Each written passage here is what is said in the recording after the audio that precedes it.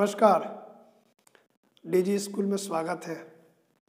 दैनिक जीवन में ऐसी स्थिति या संबंध जब एक राशि में परिवर्तन होती है तो दूसरी राशि में भी परिवर्तन होती है। इसे संबंध को या इस प्रकार के परिवर्तन को विचरण अंग्रेजी में वेरिएशन कहते हैं।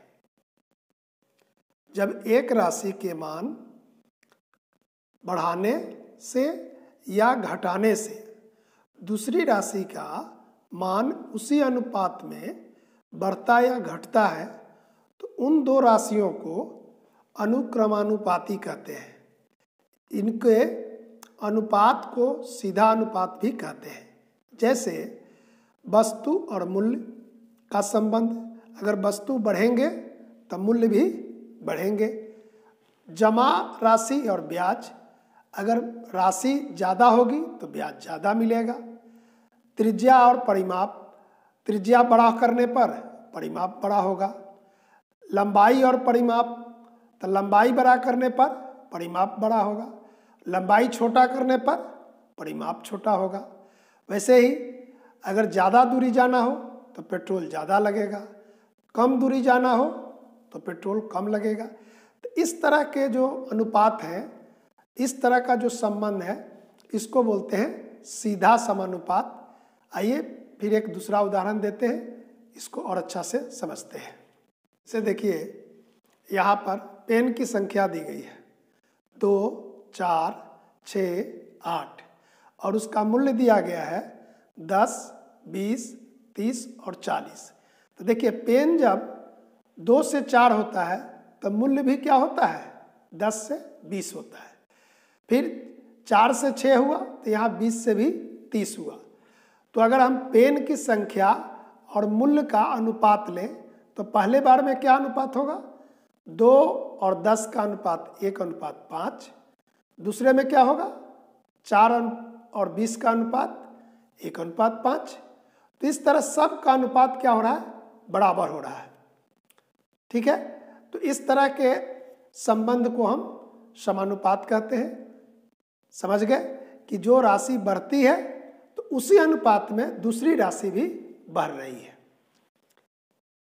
इसको सवाल में कैसे बनाएंगे, तो इसके लिए एक सूत्र भी बता रहे हैं आपको।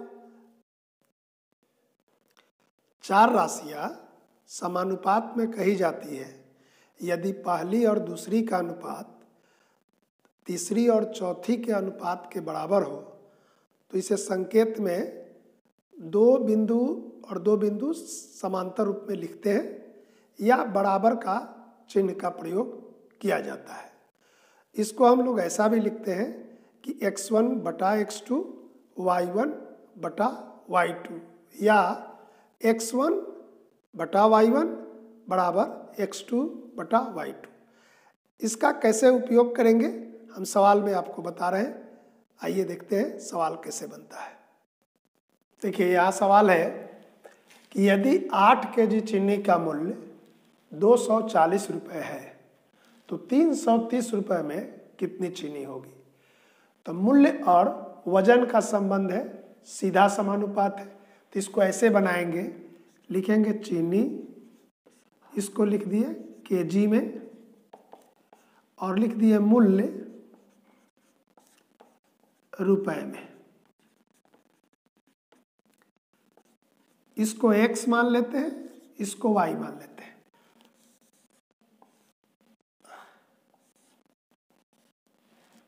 देखिए, पहला है 8 kg और रुपए में है 240। यहाँ पर कितनी चीनी नहीं मालूम है और यहाँ पर 330। तो इसी को हम मान लेंगे x2। पहला हुआ x1, दूसरा x2, ये y1 y2। तो क्या संबंध बताए थे कि x1 y1 x2 y2। तो x1 कितना है 8 और y1 कितना है 240। x2 नहीं मालूम है, ये हो गया 330। अब इसको तिरछा गुना कर दीजिए, 330 गुना 8 और 240 गुना x2। तो x2 कितना हो जाएगा? 330 गुना 8 और नीचे 240। देखिए यहाँ से 1 कट गया, 8 से 3 और 3 से 11, तो यही हो गया 11 kg चीनी होगा। इस सवाल को हम लोग बहुत पहले एक एक नियम से भी बनाए थे, लेकिन यहाँ समानुपात का उपयोग करके देखिए हम चीनी का वजन निकाल लिए। 330 रुपये में कितना चीनी मिलेगी? 11 kg।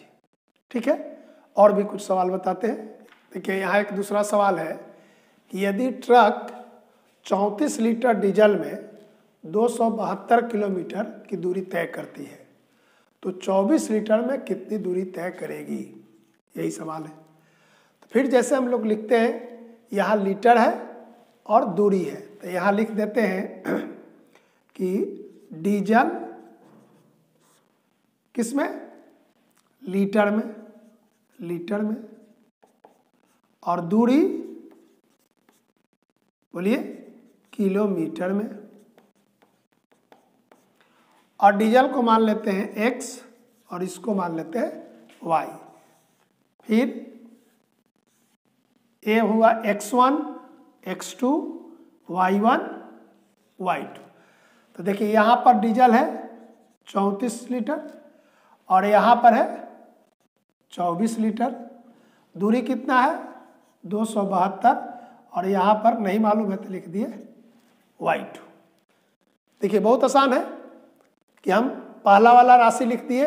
पहली राशि क्या है? डीजल का लीटर में दिया हुआ है 34 और 24, और दूरी है 272 और y2 नहीं मालूम है।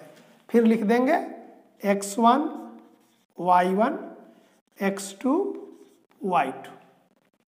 तो x1 कितना लिखेंगे? 34 और y1 लिखेंगे 272, यहाँ लिखेंगे 24, यहाँ लिखेंगे y2। अब फिर इसको तिरछा गुना कर दीजिए, तो यहाँ लिख देंगे 34 गुना y2 बराबर 24 गुना 272। तिरछा गुना कर दिए, y2 में इससे और इसको इसमें, तो यहाँ हो जाएगा y2 बराबर 24 गुना 272 और इसमें 34 से भाग देंगे। ठीक है, भाग दीजिए। क्या होगा? 34 का यहाँ गुना करेंगे तो 8 बार में ही कटेगा। देखिए 8 बार में, और इससे 8 से गुना कर लेंगे 32, और 8 दूनी 16 और 3, ये इतना किलोमीटर हुआ। तो 24 लीटर में कितनी दूरी तय करेगी? 192 किलोमीटर। तो इस तरह हम हर सवाल को x1, y1, x2, y2 मानकर बना सकते हैं। अब तो कोई दिक्कत नहीं है। एक सवाल और बताते हैं, इसको नोट कर लीजिए। ये तीसरा सवाल है कि एक नल 420 बोतल पानी भरने में 4 घंटे समय लेती है, तो 6 घंटे में कितनी बोतल पानी भरे जाएंगे? तो जैसे हम यहाँ पर बोतल है और समय है, तो यहाँ लिख देंगे, पहला में क्या लिखेंगे? बोतल की संख्या, और यहाँ लिख देंगे समय। समय को लिख देंगे घंटा में, और फिर इसको क्या मान लेते हैं? x, और इसको मान लेते हैं y। तो x में क्या होगा? पहला है 420 और दूसरा नहीं मालूम है, तो हो गया x2, और यहाँ पर हो जाएगा 4 और यहाँ हो जाएगा 6। तो पहले जैसे लिखते हैं संबंध लिख देंगे x1, y1, x2, y2। फिर x1, y1 के जगह पर मान बैठा देंगे। x1 हुआ 420, y1 4, x2 बोलिए नहीं मालूम है, और y2 6। तब हो जाएगा, यहाँ तिरछा गुना कर लेंगे 420 गुना 6 और x2 गुना 4। तो x2 का मान कितना हो जाएगा? 420 गुना 6 बटा में 4। इसको काटेंगे तो ये हो जाएगा 105। 6 से गुना करेंगे 630। तो 6 घंटा में कितना बोतल पानी होगा? 630 बोतल। तो इस तरह हम लोग किसी सवाल को पहले दो ही चीज़ देखना है, कौन दो राशि है।